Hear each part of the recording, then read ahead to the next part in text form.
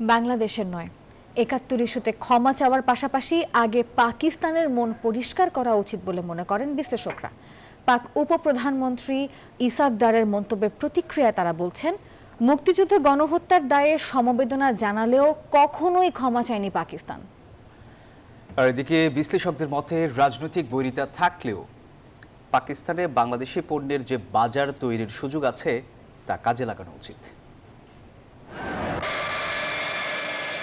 ৭১-এর স্বাধীনতার ২ বছর পর ১৯৭৪-এর ২২ ফেব্রুয়ারি আনুষ্ঠানিকভাবে বাংলাদেশের অস্তিত্ব স্বীকার করে পাকিস্তান।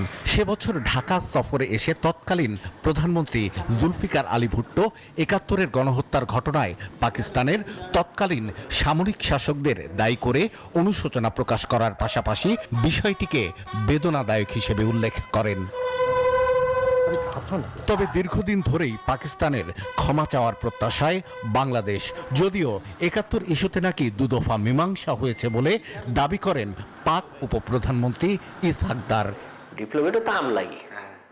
বিশ্লেষকরা বলছেন ৭১-এর গণহত্যা ইস্যুতে পাকিস্তান কখনো কখনো সমবেদনা জানালেও ক্ষমা চায়নি কখনোই। তারা কোন তথ্যের ভিত্তিতে এটা মীমাংসিত বলছেন এটা আমার কাছে পরিষ্কার না। I am not clear about it, এবং আমার ধারণা কেউই পরিষ্কার না এই বিষয়টা নিয়ে। তারা সিমলা চুক্তিতে রিগ্রেট বলেছে। জেনারেল মোশাররফ যখন আসলো তিনি বলেছেন যদি হয়ে থাকে তাহলে আমি রিগ্রেট করি, ওখানেও কিন্তু রিগ্রেট যদি বলেই থাকে তাহলে এটা একটা অফিসিয়াল প্রসেসের মধ্যে আনলি হয়।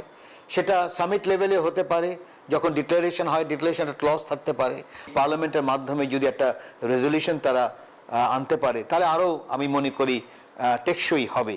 সফরকালে সরকার প্রধান, রাজনীতিক এবং ব্যবসায়ীদের সঙ্গে হওয়া বৈঠকে দুদেশের সম্পর্ককে এগিয়ে নেয়ার বার্তা দেন পাকিস্তানের উপপ্রধানমন্ত্রী। একই সঙ্গে বাংলাদেশকে পরিষ্কার মন নিয়ে সম্পর্ক জোরদার করার আহ্বান জানান। বিশ্লেষকদের মতে ৭১-এর লুণ্ঠন, গণহত্যা আর ধর্ষণের শিকার বাংলাদেশের বদলে আগে মন পরিষ্কার করা উচিত স্বয়ং পাকিস্তানের। পরিষ্কার মন তাদেরই হওয়া উচিত, আমার তো হওয়া উচিত না। আমি তো পারপেট্রেটর না, আই এম তো ভিকটিমের কখনো পরিষ্কার মনের কথা বলাটাই ঠিক না। পাকিস্তানি উপপ্রধানমন্ত্রীর ৩ দিনের সফরে দেশটির সঙ্গে এক চুক্তি, ৪ সমঝোতা স্মারক এবং একটি বিনিময় কর্মসূচিতে সই করে বাংলাদেশ, যেখানে বাণিজ্য সম্ভাবনা দেখছেন বিশ্লেষকরা।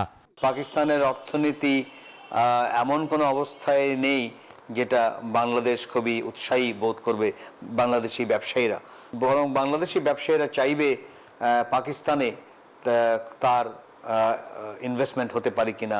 অর্থনৈতিক বিচারে পাকিস্তান আমার জন্য একটা পণ্যের বাজার হতে পারে, আমার লেবার মার্কেটের সুযোগ আসতে পারে, আমার কালচারাল কোঅপারেশনের সুযোগ আসতে পারে, সুতরাং আমি কেন সেটা বন্ধ করব।